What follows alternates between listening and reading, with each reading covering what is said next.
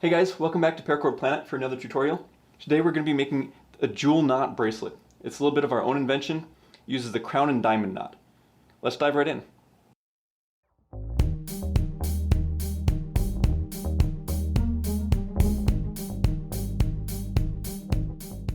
For this project, you're only going to need 10 feet of paracord.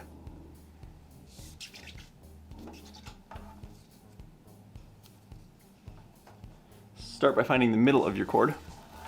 So line up your two ends. And trace it back to the other side. We're going to be doing a Chinese button knot in this end. It's really similar to the diamond knot, but I'll go through it anyway. So to make the Chinese button knot, I make it like the diamond knot in my palm. And then with this right cord, I make a loop. And then I actually fold that loop over, upwards towards my fingers, so that this tail end is underneath. And then I put it over the top of this other cord. You just kind of have to hold it there until you get the next step done. Take this cord that's not in the loop and bring it underneath the other tail end. I'm going to grab the end here. And then over the top of this first cord and underneath this middle one, reach through that loop to grab it, and then up over the top again for that last cord, and pull the slack through. Oops, not around your finger. So then when you're done, you have this knot in your palm. That's called a Carrick bend. At this point, we're going to take it off of our hand. Then taking this upper cord, for the diamond knot, we would wrap it around this base cord and then up through the middle. But we're going to skip going around that cord for this. We're just going to stick it right up through the middle.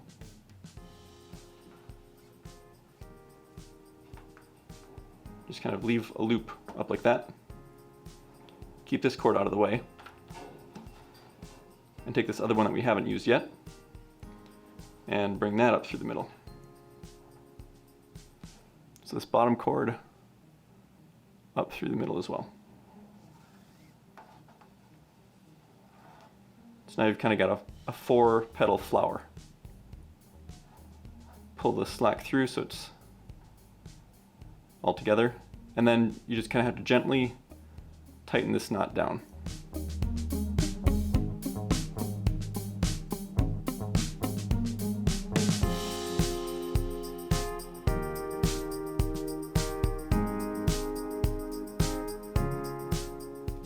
It looks a little funny yet.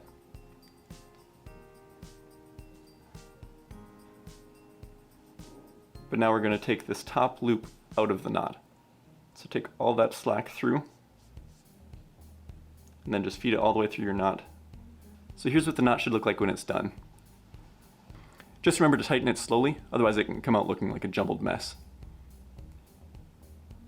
And if it doesn't look right, sometimes it's just easiest to retie it from the beginning. The next step is going to be our crown and diamond knot. This is a unique knot because it ends up flat instead of round like a normal diamond knot. So to make it, we'll start out by just tying an overhand knot in our two cords. Should look like this.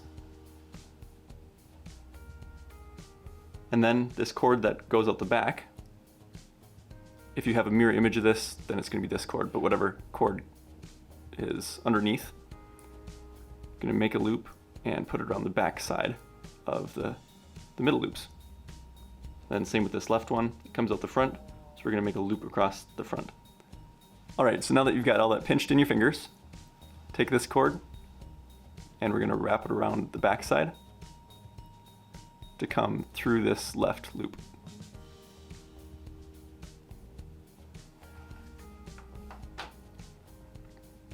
Then we're going to do the same with this other one around the front side to go through this right loop.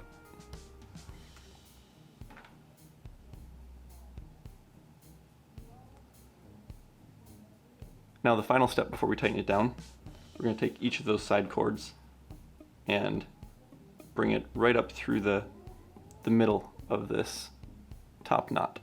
So through those 2 cords.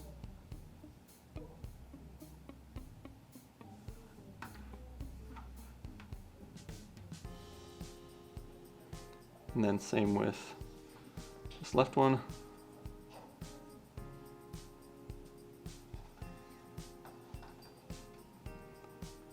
So there's a knot, and this one's fairly easy to tighten down. You should just be able to pull both ends, but just kind of make sure it stays in shape as you do that too.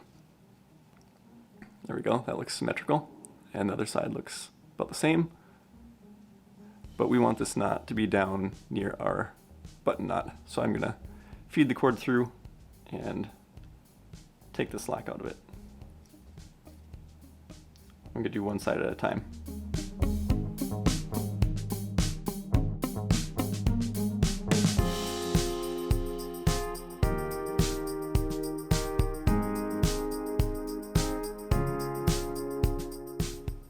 All right, so there's our knot.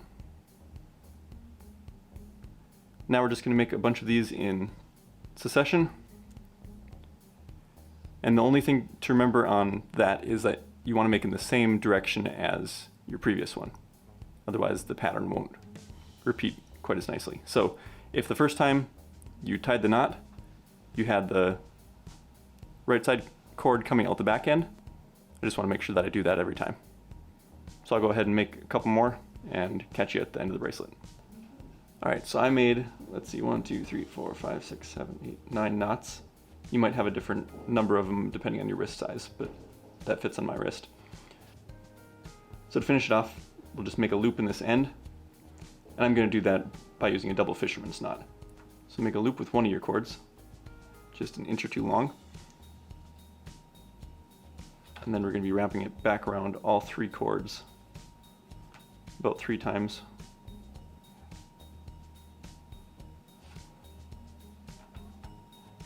And then put it through all those loops.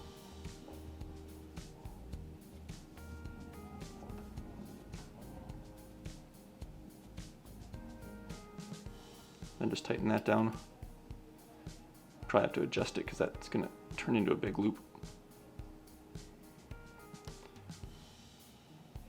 Yeah, so that's going to fit over your button knot. Mine's a little bit big yet, so I'm going to slide that down.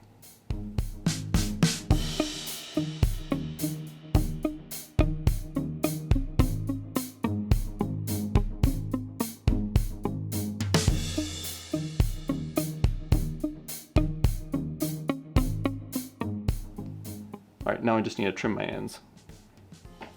So cut those off right next to the knot.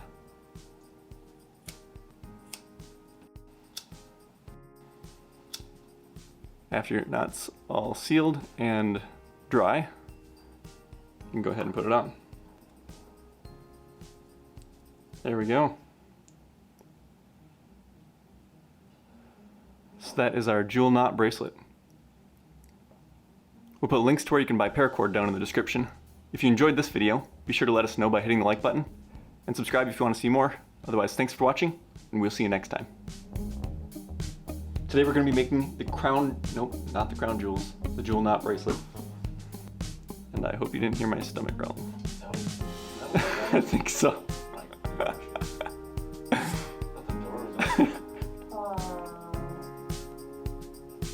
Ouch, and that's still burning. I knew that was going to happen too.